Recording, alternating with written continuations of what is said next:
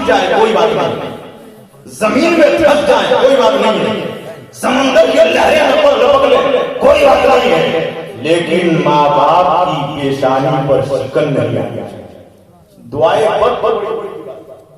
اور ان کا کھانا خرچہ کے لیے یہ پہلا بھائی ناشتہ کرائے گا تو دوسرا والا بھائی دوپہر کا کھانا کھلائے گا, تیسرا والا بھائی رات کا کھانا کھلائے گا. کس مٹی سے پیدا ہوگا, کیسی سوچ رکھنے والا ہے. تو والدین کی قدریں کیجیے, یہ اصل لیسن سمجھیے گا. اس یہ آگ اور نفسی کا عالم ہے, کہیں اور جاؤ. اور جب بارگاہ مصطفی میں پہنچے تو نبی نے کہا انا لا, پہنچے جو وہاں تو نبی نے کہا میں اسی کے لیے ہوں. اور جب دامن رحمت میں مصطفیٰ نے ٹھاپ لیا تو بریلی کے امام نے کہا ڈھونڈا ہی کرے صدر قیامت کے سپاہی وہ کس کو ملے جو تیرے دامن میں چھپا. ڈھونڈا ہی کرے صدر قیامت کے سپاہی وہ کس کو ملے. سمجھنے اور سمجھنے سے زیادہ عمل کرنے کی توفیق عطا فرمائے. جناب اختر جمال صاحب سے والدین کریمین کو پروردگار عالم قریب رحمت فرمائے, کروٹ کروٹ جنت عطا فرمائے, بولتے بنے کو جگہ عطا فرمائے, اپنے حبیب کی زیارت و شفا سے شرف فرمائے. اور ہم تمام کے والدین اگر حیات ظاہری میں ہیں تو اللہ تعالیٰ انہیں سلامت رکھے اور ان کی دعاؤں کا سایہ ہم تمام کے سروں پر رکھے. دنیا سے جا چکے ہیں تو کروٹ کروٹ جنت عطا فرمائے. نہ بچنے والے کے تعلق سے وہ ہاری شریف کی حدیث کہہ رہی ہے. میرے نبی فرما رہے ہیں کہ ایک وہ ہے جو پیشاب کے چھینٹے سے نہیں بچا تھا, چھینٹا سے نہیں بچا, اور یہاں تو پورا چھینٹا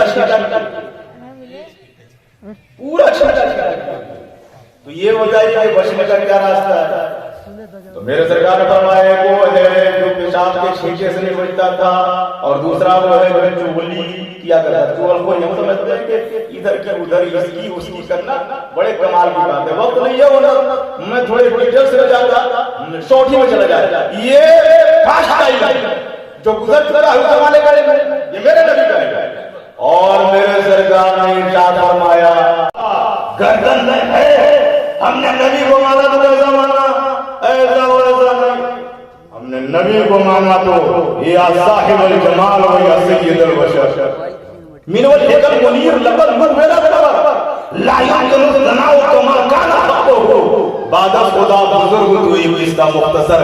کسی موڑ, کسی چوراہے, کسی دکان, کسی مکان, کسی میدان, کسی ایریا, کسی علاقے, کسی کوچے, کسی کوفے میں اگر کوئی سرگرہ مل جائے اور نبی کی عظمتوں کی بات کرنے لگے, آپ کے پاس آپ کو بخاری شریف یاد نہیں ہے, آپ مسلم نہیں جانتے ہیں, آپ کو ترمذی کا علم نہیں ہے, آپ نسائی نہیں جانتے ہیں, آپ نے مشکاۃ شریف نہیں پڑھی ہے, آپ حدیث اور تفاسیر کی کتابوں کو نہیں پڑھے ہیں. اگر ایسا کوئی بیچ میں آ کر کے آپ کے ساتھ باتیں کرنا چاہے تو صاف الفاظ میں کہہ دیجیے گا شان عظمت رسالت کی بات کرتا ہے, رتبہ محمدی کی بات کرتا ہے, مرتبہ مصطفیٰ کی بات کرتا ہے. ایسا نہیں ہے, روح نکل رہی ہے, کرب اور بے چینی کا عالم ہے. اگر اس عالم میں بھی بے چینی کو کوئی دور کر سکتا ہے تو مدینے کا سلطان. سبحان اللہ.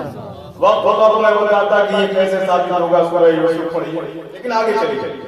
دوسرا یہ قبر کا سناٹا, یہ 2-4-10,000 فٹ اندر نہیں ہے, 5.5 فٹ 6 فٹ یہی گہرائی ہے.